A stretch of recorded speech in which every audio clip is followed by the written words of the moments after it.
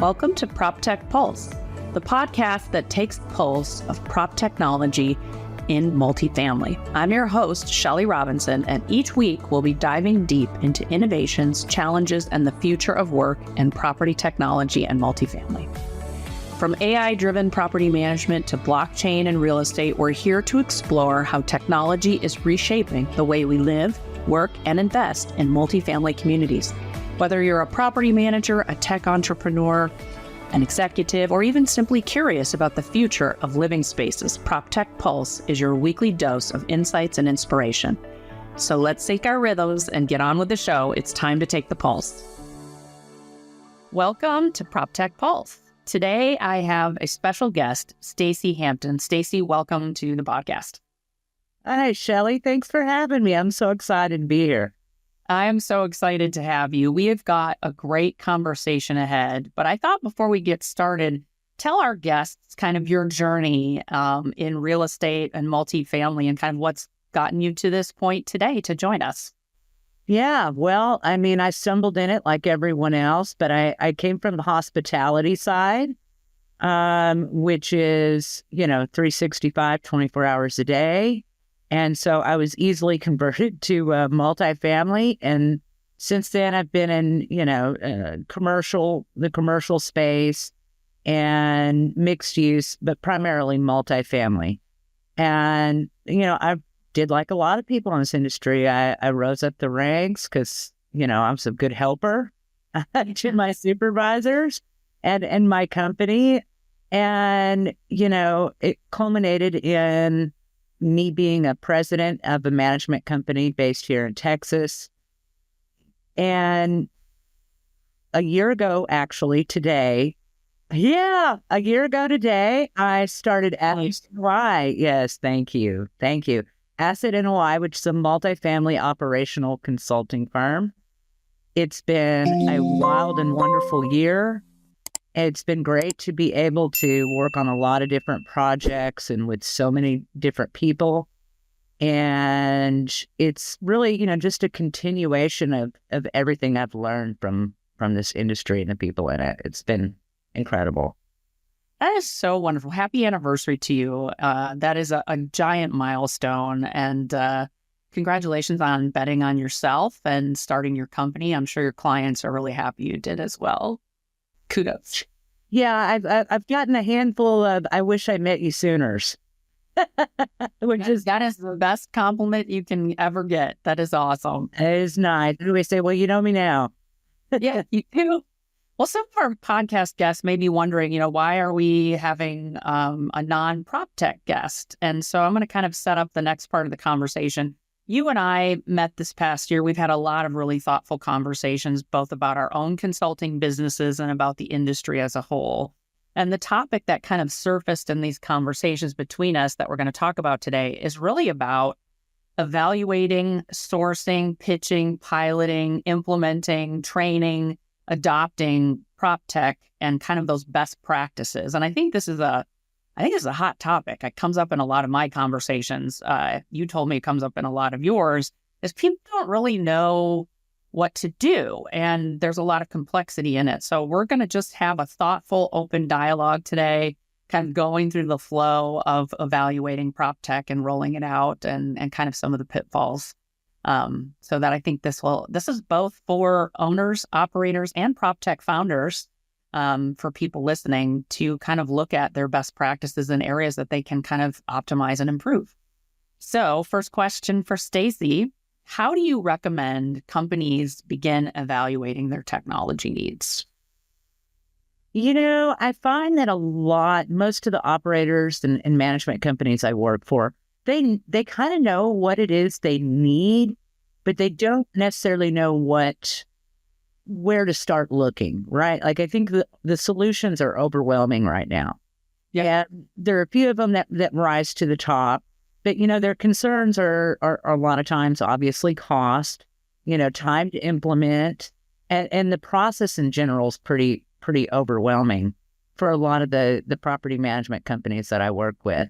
But I think that the best way to go about it is to have conversations with other people in the industry that are using different solutions.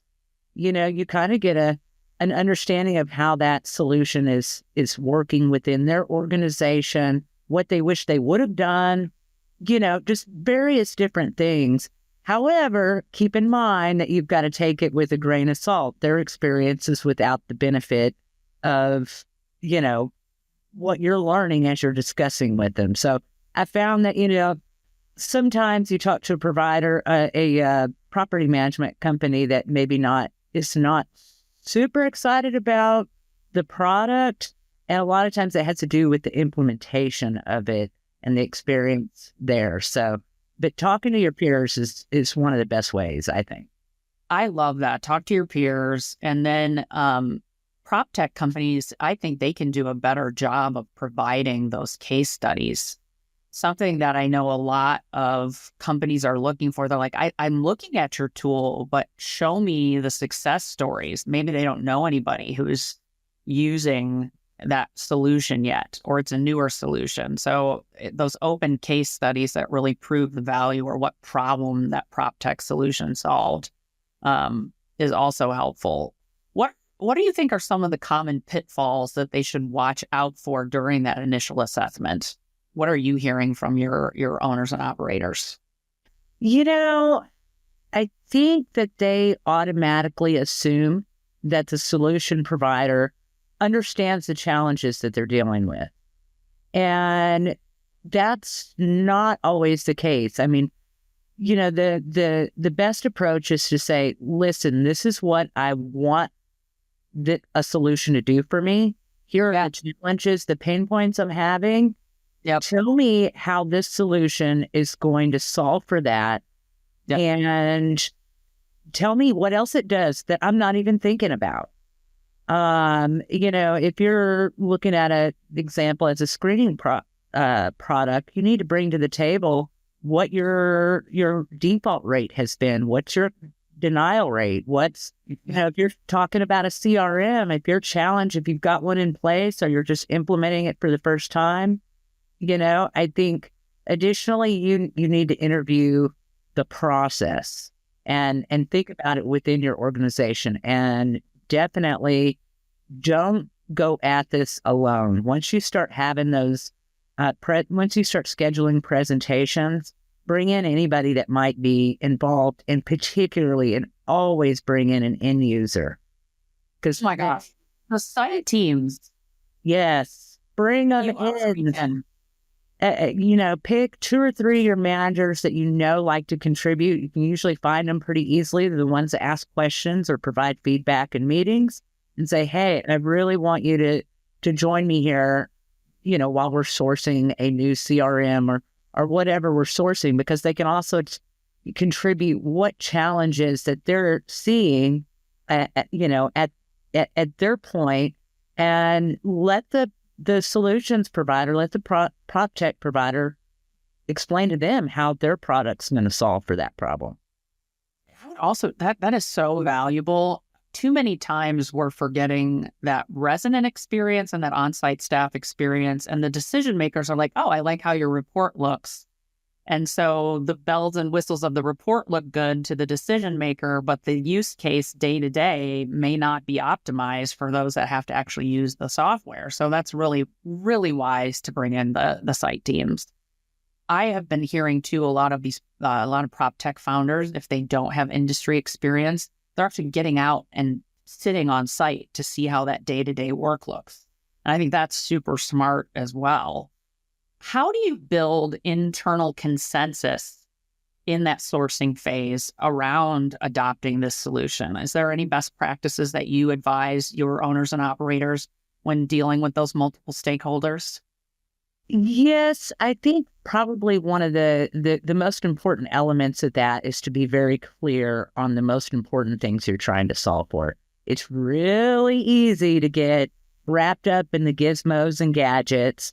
You're dealing with people that likely have different pain points or things that excite them about the product. And so, you've really got to narrow down to, this is the metric that we're trying to improve. This is everything else beyond this, unless you obviously during the discovery phase figure out that there's a bigger bigger challenge. But that's why I think it's so important for the operator to bring the metrics to the meeting. They've got to tell, the solutions provider what it is they're trying to solve for and be thinking about that. You need it yourself. I mean, it's one thing to say, well, we need a CRM. So, okay, what do you need a CRM for? What are you going to have it do for you? What is it? Is it to improve conversion? Okay, well, where'd you start? What's your conversion now? Yes. I mean, these data points are, invaluable. It kind of goes back in that evaluation of like, what does done look like? What does that problem being solved look like once we roll this out, and determining what those metrics are in advance? Being vulnerable with your problems as an owner and an operator with your Proptech provider.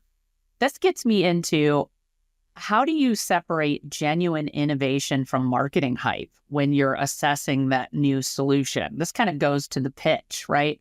You've gone to source, you're now in the pitch. How do you separate that genuine innovation? What do you advise owners and operators when they're looking at solutions? In my opinion, pitches aren't specific enough. I find, even to include myself. So, I've worked with, and I counted them before the show, 52 different Proptech providers in the last 12 months. 52 different solutions, because my clients all use different products, and I've also implemented several different solutions on their behalf. So, when I'm looking at the presentation or the pitch deck, I think it's not personalized enough. Quite frequently, we're going through what could happen for you. And sometimes you're going through how it works, but there's a disconnect. And I think a lot of people, I posted on this the other day, I was like, does anyone else feel when they're in a presentation like they're defensive? Like, all right, tell me, let's get to the part where you tell me where this is great for you, how this is great for you, and probably pretty good for me. I think there needs to be more specificity in presentation, because then you can really have a conversation about, whatever apartment community that, and pick something, right? It's really hard to talk about, a portfolio-wide rollout. Pick a specific case that you want to discuss, or the client wants to discuss with you. Like, give me your hardest, toughest, most difficult case, and, property, and let's talk about how this could change operate. That's really good. People that work in Proptech marketing, people that work in Proptech sales, that's really good, wise advice to really hone in on specific problems and pain, and get into that pain, solve that problem, or show them case studies that have solved that problem for others that the same way. That persona-based work is really important in the industry. That kind of gets me into piloting, and I'm a big piloting fan. I think it's really smart for both the Proptech provider and for the owner-operator. How do you design pilot programs if you're advising your clients? Anything you do to kind of set these up? Any best practices? Yeah. So, often I'm looking at, I've really tried to pick a diverse, asset classes, markets, really want to test the solution, typically somewhere between 5 to, depends on the size of the organization and how many markets it's in. But, I would recommend doing no fewer than 5 properties, even if you had 10, because you need that data set to analyze at the end, because some of the products are certainly used more than others. If you have a screening product, it's going to take a lot more time, right? Because you're talking about, if you had 5 properties, that's 50 leases a month, let's say 50 screenings, whatever. So it really depends. But, also there's a ramp up period where you're not getting the full benefit of the solution without being extremely strategical about the fulfillment. A lot of times what I see with piloting and where it falls apart, but sometimes I join when I'm piloting a program, myself, I'm staying with it typically, right? So I'm familiar with what's going on as what can go wrong, right? But I think when a lot of companies are piloting, I've taken on projects where the piloting was already underway. The fulfillment aspect is where a lot of times things fall apart. And what I mean by that, fulfillment and implementation. Fulfillment, you've already signed the contract and you're ramping up to onboard. There's a lot of work there for the operator. If you can I'll tell you the first, before I say anything else, the thing that the operators that I talk to that they are most afraid of, and what really makes them hesitant to bring on a new solution, is actually the fulfillment part, right? Yep. It's when I sign this contract, how much work am I going to have to do to get this onboarded? It's exhausting, and no one person can or should do it alone. If you've got a marketing team, they need to be involved. If you've got an IT team, they need to HR, whoever it's relevant to. I think it's really, really important that you get them all involved, because you can't onboard. From the Proptech side, and this is like a big pet peeve. I don't mean to get off on a tangent here, but there's often paperwork, right? There's some kind of forms. You need to fill those forms out for them. Oh, totally. There's not a single person in property management that I know that just has time on their hands. Like, they are so incredibly busy, and they stay in a constant state of awareness of what might come next, right? Yeah. So they just don't have a lot of time. Make the fulfillment process as easy and as smooth as possible. You'll get to execution on that contract a lot faster when you streamline and smooth out the fulfillment and implementation part of it.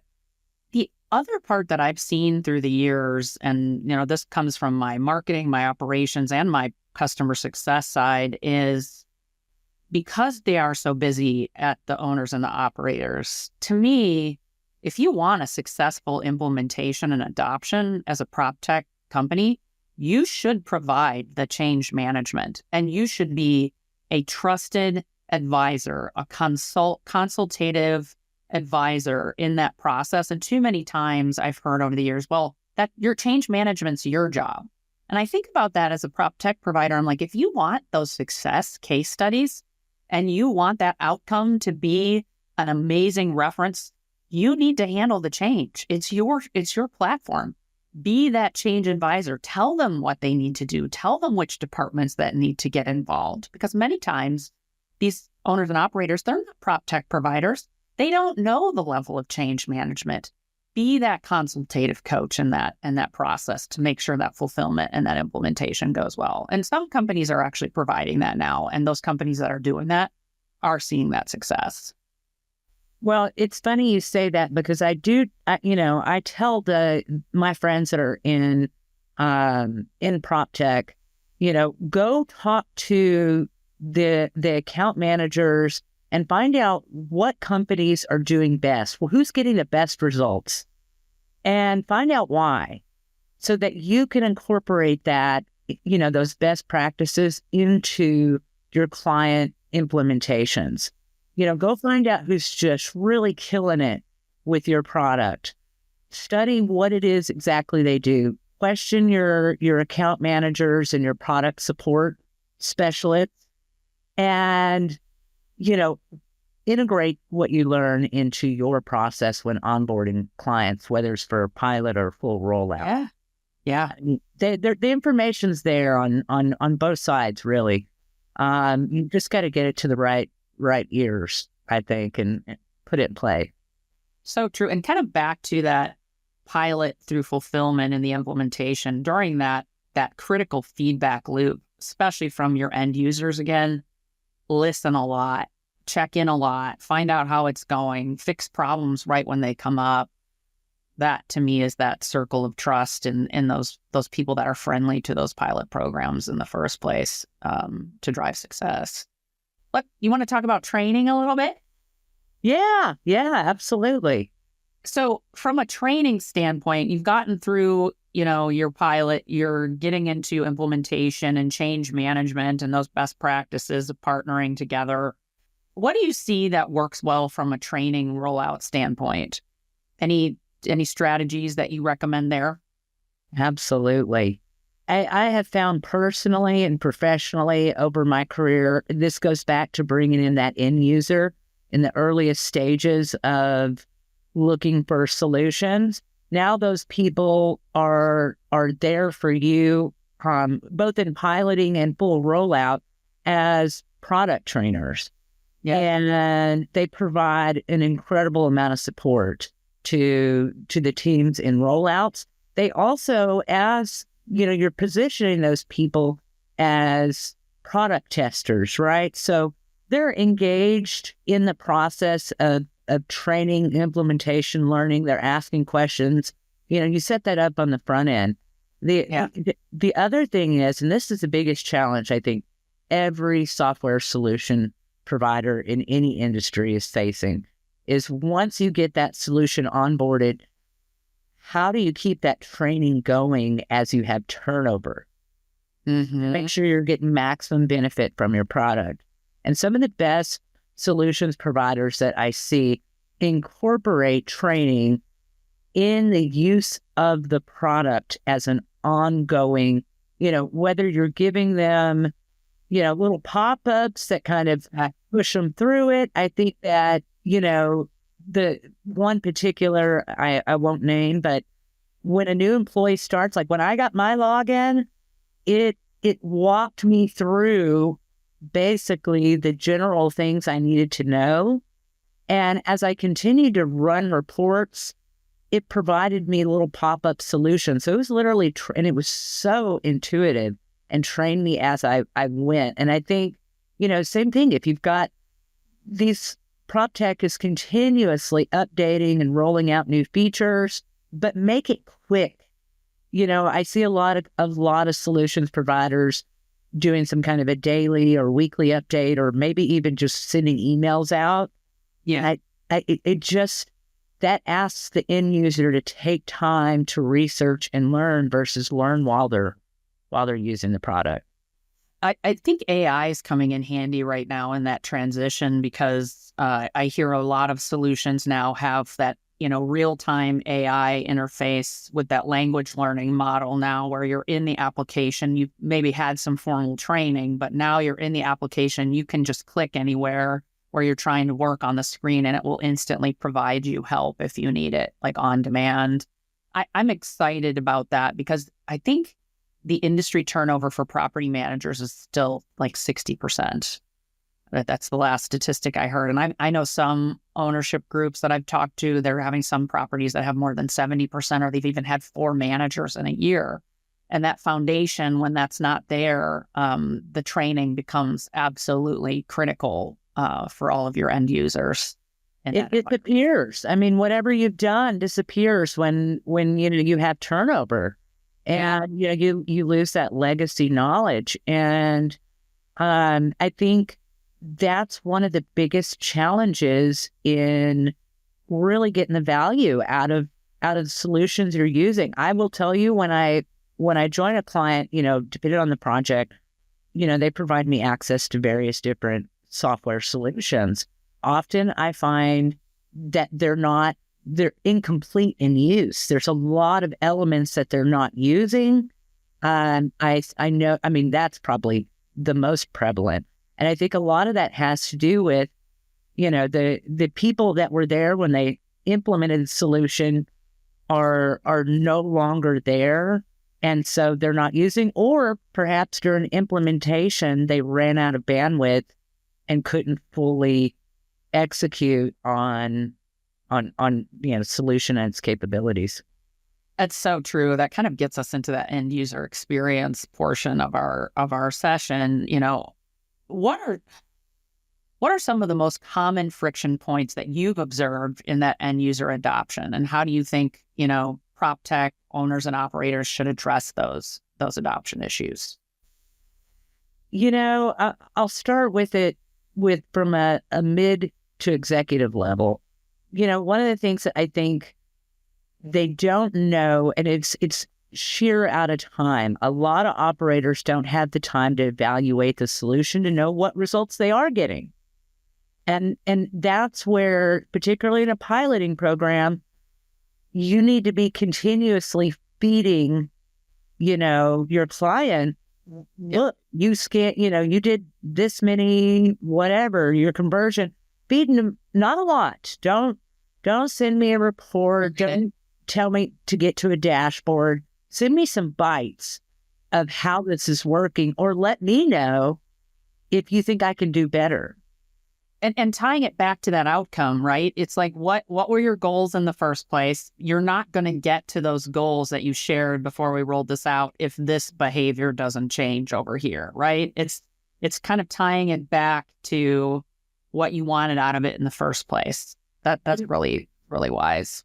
And be part of that solution. You can't just blame game. One of the things I hear a lot from, depending on who it is, from the different providers is, well, if they're not converting the leads, then how can I? And I'm like, okay, well, you've got to be part of that solution. And sometimes that's explaining, for example, I'll stick with converting leads, explaining that, hey, listen, if you were able to improve conversions 5%, you'd be getting, X amount of number of leases based on what's on your CRM. Oh, yeah. You've got to get buy-in from all the stakeholders at the site level. But I think from an executive standpoint, they should be fed the results, not only so that they understand the solution is working for them. Yeah. So if it's not working for them, you can, get to the process of remedying that and really getting the results they wanted. Totally. I think it goes into that feedback loop too. Something I've noticed is many times Proptech companies get feedback from either the heavy influencer decision maker or the decision maker, but not the end users. Right. And then they wonder long term, like why it's not successful in the ecosystem of solving the problem, and they're not getting the case studies and they're not getting the renewals. And it's like you need to go to who's actually using the solution. Even though the decision maker and the heavy influencer are your day-to-day contacts on the account management side, your end users are the ones actually using the product, and make sure you ask them. Absolutely. I started every conversation when vetting solutions with, I want to make it really clear that I'm not who you need to make happy. I'm not who you need to make happy. I want you to meet Jennifer, Kim. That's who at the end of the day, that's who you're going to have to make happy. That is your client. That is your customer. Yeah. And I think, establishing that up front, when we get to the end user part, I think scheduling calls, during that pilot, within 2 weeks maximum, if not a week, and then scheduling another month where the end users are on the call. And because there's going to be bugs. There's going to be things that don't, absolutely. And you won't even know it if you're not on as a solution provider. You won't know unless you're on a call with them, hearing from the end users, oh no, that's not supposed to work that way. I can fix that for you right now. And that should be absolutely part of the piloting process. And if you do that at the end, when the end user feels taken care of, they feel like the solution is working, they're going to be your advocate in rolling it out to the rest of the organization. They're going to be absolutely your advocate. And so those are your clients. The end user is your client. It may be, me that signs the contract, but if the end user isn't happy, they're not going to use the product. I'm not going to get the return. Nope. You're not going to get that word of mouth. What's some advice you could give to Proptech companies that you hear from owners and operators that they should expect? Like what should Proptech vendors give to their clients ongoing for support and optimization? What's some feedback? And, I'd say results reporting. Like I said, pick 3 or 4 KPIs. I think instead of reaching out to the executive, reach out to a few end users and say, because you know what properties you have on your account list. Reach out to the assistant manager and ask, like, hey, just checking in. Have you noticed anything? Like, it's enormously overwhelming to be the single point of contact for every piece of tech. You're continuously being bombarded with new opportunities and the challenges, frankly, that you're already having with the tech you may have in place. I mean, a lot of property management executives that I talk to, I've kind of have the feeling like, listen, I've already got a bunch of broken toys laying around that nobody's playing with. I can't bring in, I'm not going to buy them another toy until I fix some of these. So I think, talking with the end user and then just let your executive know. I had a great conversation with Jennifer at, whatever apartment today. She gave me some really great insight. Wanted to give a shout out to some of your people. Yeah. Right? Yeah, no, totally. It's a great way to connect and continue, spread the love around is what I always say. Don't just funnel it all through one person. Spread it around. Yeah, you get the real sentiment that way too. Last question today is, how do you measure and track return on investment, ROI, once a solution is fully implemented? What are some of your best practices? Well, of course, it depends on the solution, but I'm very, just as I've said, I'm very much into the before and the after metrics, right? The continuous improvements. And one of the things that I really appreciate about going through that process is, as I'm evaluating a solution, I often find myself discovering new ways to optimize it that I hadn't realized before. Mm-hmm. And I love watching those numbers. Like, we start out with a, say a closing ratio of 20%, and I'm monitoring it and it hits 22, 23, or if it goes backwards, Yeah.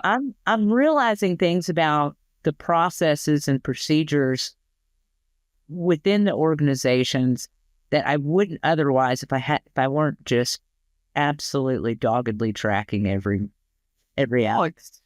It's so true. And I think, being clear with your Proptech provider about what you're measuring, right? Everybody needs to be aligned together on what does that look like. And the other part that I think happens a lot too is Proptech providers roll out these new enhancements on a quarterly basis. And doing a really good job of explaining new return on investment opportunities is really more important than ever.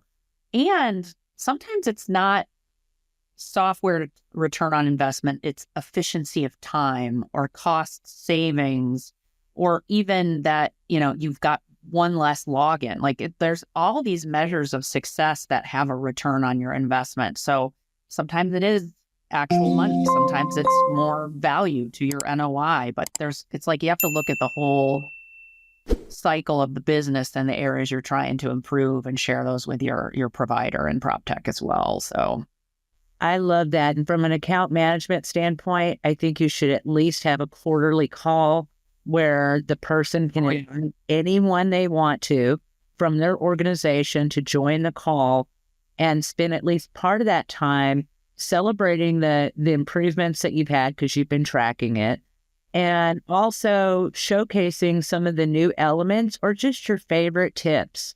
You know what I mean? Like things that they'll appreciate, so that you can continue to create fans and celebrating the product, right? Getting them enthused about it, getting them re-energized. Agreed.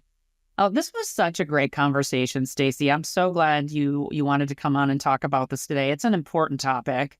For those people who are listening in who may want to work with you and reach out to you and follow you, where can they find you? Well, you can find me. I'm extremely active on LinkedIn, so you can look me up on LinkedIn under Stacey Hampton. And then you can also visit my website to look at all the various different services that Asset NOI provides at assetnoi.com. Awesome. Well, thank you so much. And I'll look forward to talking to you again very soon. Same. Thanks, Shelley, for having me. And that wraps up another episode of Proptech Pulse. I hope this conversation has given you valuable insights and perhaps even sparked some ideas for your own Proptech journey. Remember, the future of multifamily is being written right now with every technological advance and innovative solution. So stay curious, stay connected, and keep your finger on the pulse of Proptech. If you enjoyed this episode, please subscribe to Proptech Pulse on your favorite podcast platform and share this along with your colleagues. You can also find us on social media for bite-sized insights and updates. I'm Shelley Robinson, and until next time, let's keep innovating, disrupting, and keep pushing the boundaries of what's possible in PropTech and multifamily. Let's build it together.